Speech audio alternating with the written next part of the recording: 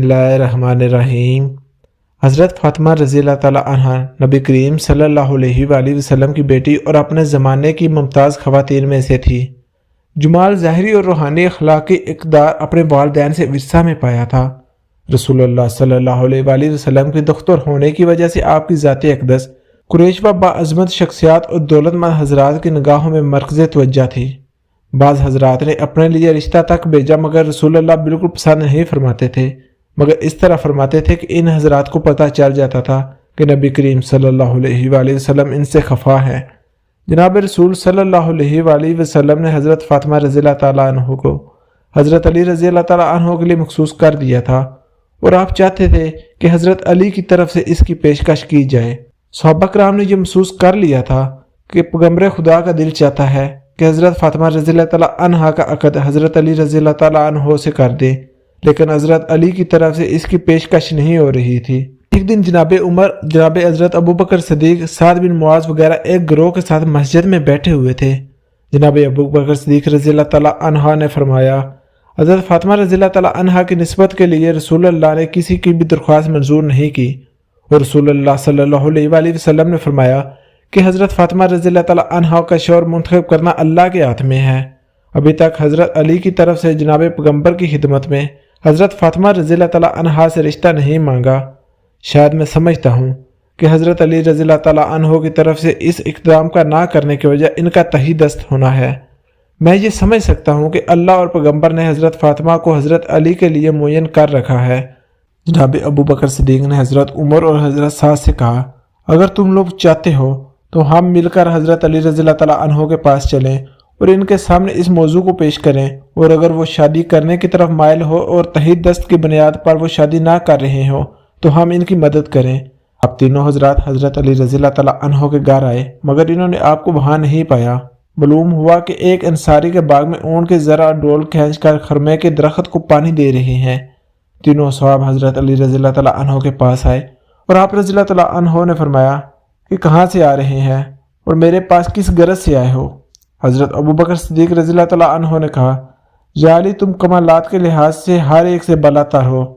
ہم سب آپ کے مقام رتبہ جو رسول اللہ صلی اللہ علیہ وآلہ وسلم کو آپ سے ہے، اس سے آگاہ ہے۔ بزرگان اور اشراف قریش حضرت فاطمہ رضی اللہ تعالیٰ عنہ کی خواستگاری کے لیے جا چکے ہیں، لیکن تمام لوگوں کی باتوں کو نبی کریم صلی اللہ علیہ وآلہ وسلم نے رد فرمایا ہے، اور یہ فرمایا ہے کہ جناب فاطمہ رضی اللہ تعالیٰ عنہ کا شوہر معین کرنا اللہ تعالیٰ کے ہاتھ میں ہے۔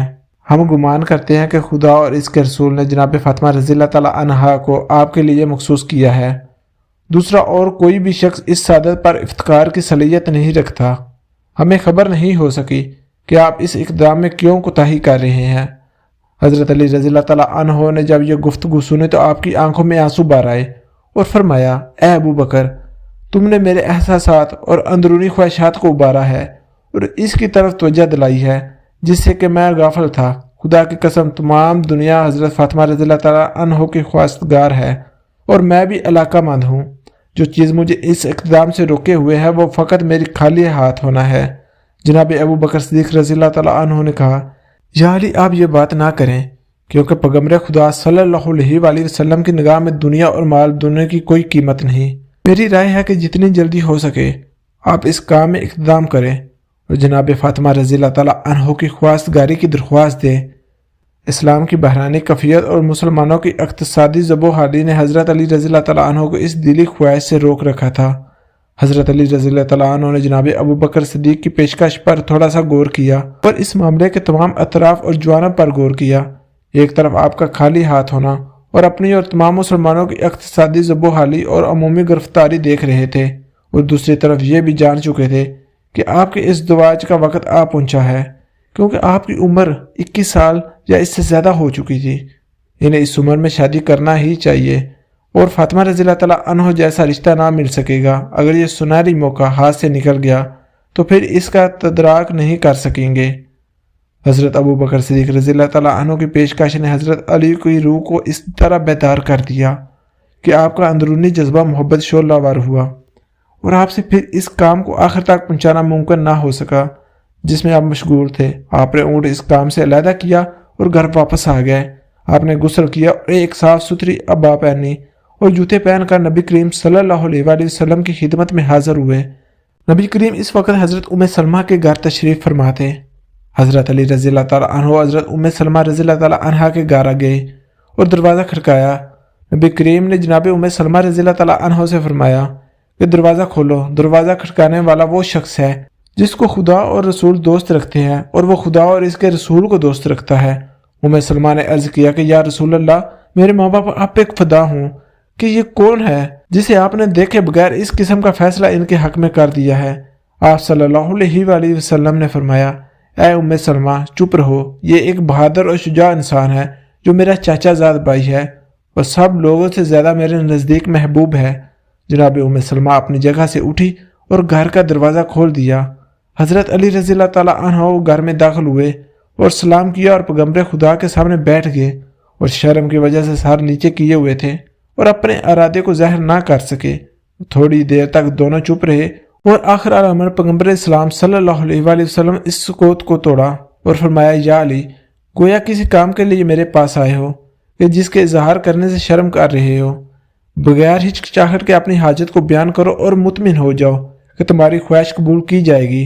حضرت علی رضی اللہ تعالیٰ عنہ نے عرض کیا، یا رسول اللہ، میرے ماں باپ آپ پہ قربان ہوں، میں آپ کے گھر میں جوان ہوا ہوں اور آپ کے لطف و کرم سے ہی مستفید رہا ہوں، اور آپ نے میری تربیت میں ماں اور باپ سے بھی زیادہ کوشش فرمائی ہے، اور آپ کے وجود مبارک کی برکت سے میں نے ہدایت پائی ہے۔ یا رسول اللہ، خدا کی قسم، میری دنیا و آخرت کی پونجی آپ ہے۔ اب وہ وقت آ پہنچا ہے کہ اپنے لیے کسی رفیقہ حیات کا انتخاب کروں اور خانہ دار زندگی کو تشخیص دوں تاکہ اس سے مانوس رہوں اور اپنی تکالیف کو اس وجہ سے کم کر سکوں۔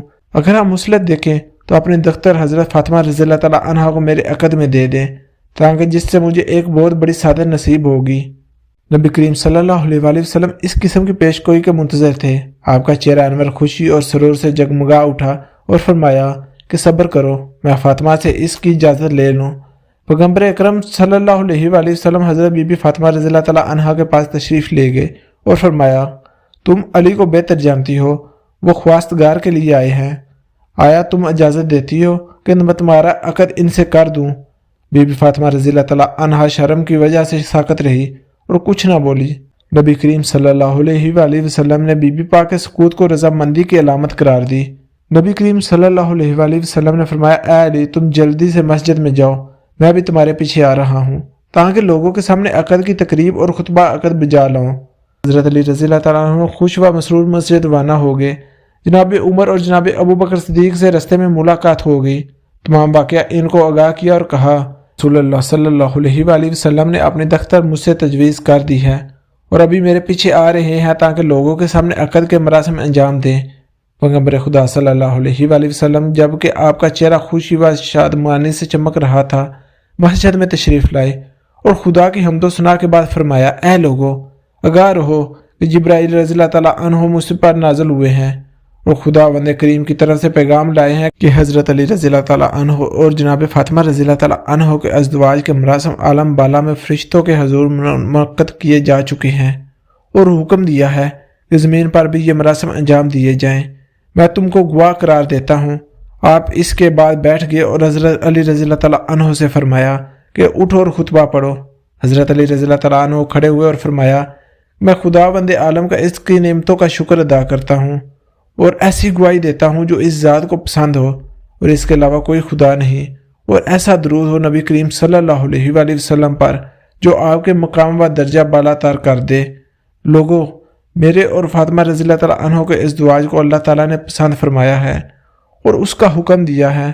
لوگوں، رسول اللہ صلی اللہ علیہ وآلہ وسلم نے فاطمہ رضی اللہ تعالیٰ عنہ کا عقد مجھ سے کر دیا ہے اور میری ذرا کو بطور مہر قبول فرمایا ہے، اور آپ ان سے پوچھ لیں اور گواہ ہو جائیں۔ مسلمانوں نے نبی کریم کی خدمت میں عرض کیا، یا رسول اللہ، آپ نے فاطمہ رضی اللہ تعالیٰ عنہ کا علی رضی اللہ تعالیٰ عنہ سے کر دیا ہے؟ رسول اللہ صلی اللہ علیہ وآلہ وسلم نے جواب میں فرمایا، ہاں۔ تمام حاضرین نے دعا کے لیے ہاتھ اٹھائے اور کہا کہ خدا اس ازدواج کو تمہارے لیے مبارک قرار دے اور تم دونوں کے درمیان محبت اور الفت پیدا کر دے۔ حضرت زہرا رضی اللہ تعالیٰ عنہ کا مہر ایک ذرہ جس کی قیمت 400 یا 480 یا 500 درہم تھی، یمنی کتان کا ایک جوڑا، ایک گست فند کی کھار رنگی ہوئی پیارے دوستو، اگر ویڈیو اچھی لگی ہو تو ویڈیو کو لائک اور چینل کو سبسکرائب لازمی کیجیے گا۔ اللہ حافظ۔